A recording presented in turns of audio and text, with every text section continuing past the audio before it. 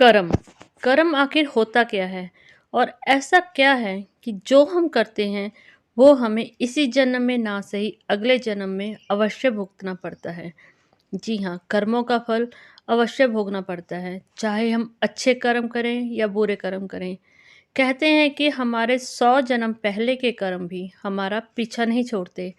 हमें किसी न किसी योनि में, चाहे हम मनुष्य हों, चाहे हम जानवर बने, चाहे हम जीव जंतु कुछ भी हों, हमें अपने कर्मों का लेखा जोखा भोगना ही पड़ता है।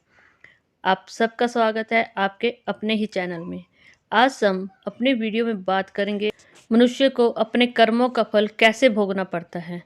ऐसा कौन सा कर्म है जो मनुष्य को इस जन्म में भोगना पड़ता है और नहीं तो अगले जन्म में तो देना ही पड़ता है उसका लेखा जोखा।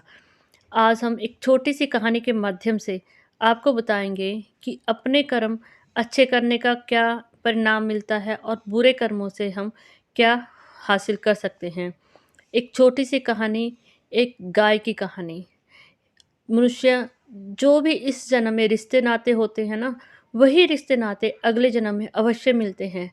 फ़र्क सिर्फ़ इतना सा होता है कि जो इस जन्म में हमारा पिता है, माता है, भाई-बंधु, पति-पत्नी कुछ भी है, अगले जन्म में रिश्ता आगे-पीछे हो जाएगा हमारे कर्मों के हिसाब से, लेकिन फल अवश्य भोगना पड़ता है।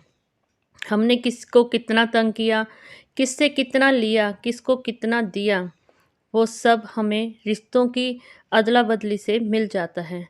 भगवान का सृष्टि का चक्कर ही कुछ ऐसा है कि कर्म तो सामने आता ही है। एक गाँव में एक व्यक्ति के पास एक गाय थी। जब भी वो देखता कि गाय घास खा रही होती थी, तो गाय की पीठ पे आके एक कौवा रोज़ उसका मांस नोचता। बहुत दिन बीत गए।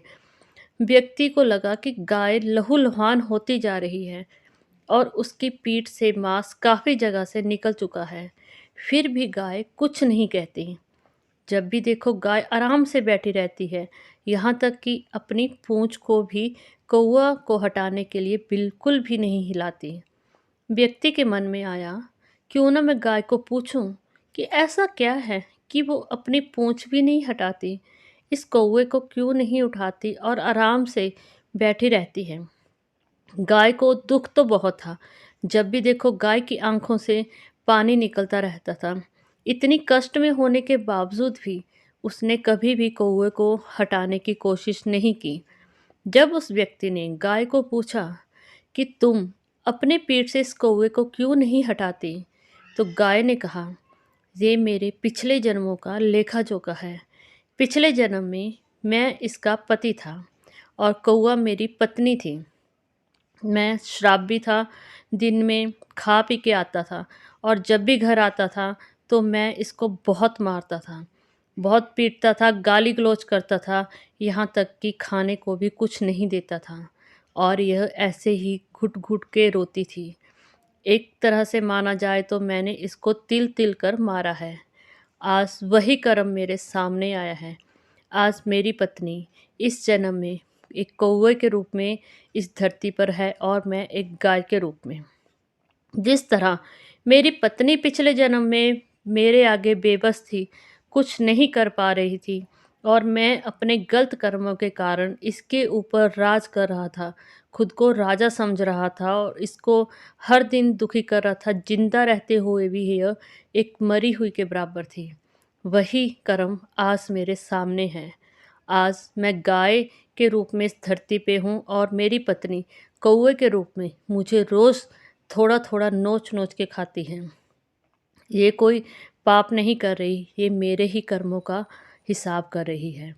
भगवान ने इस कर्मों का चक्कर इस तरह से बनाया है कि अगर मनुष्य को लगता है कि उसके कर्म उसको पीछे छोड़ के वो आगे जन्म में जाएगा तो हाथ नहीं आएँगे, ऐसा बिल्कुल भी नहीं।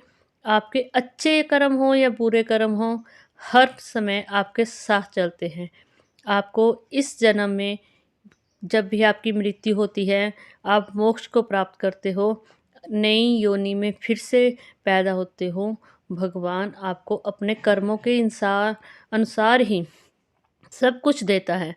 आपको अपने कर्मों के अनुसार ही परिवार मिलता है, भाई, बंधु, पति पत्नी सब कुछ अपने कर्मों के हिसाब से मिलता है। आपके ज़िंदगी में पैसे का आना जाना अपने कर्मों के अनुसार ही होता है।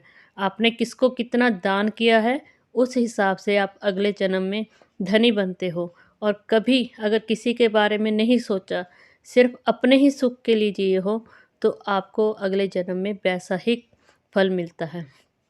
आज अपनी कहानी को यहीं विश्राम देती हूँ। उम्मीद करती हूँ आपको ये कहानी अच्छी लगी होगी। अगर आप मेरे चैनल पे नए हैं तो मेरे चैनल को कीजिएगा सब्सक्राइब, वीडियो करिए लाइक और जितना ज़्यादा हो सके उतना ज़्यादा शेयर करिए ताकि सब कर्मों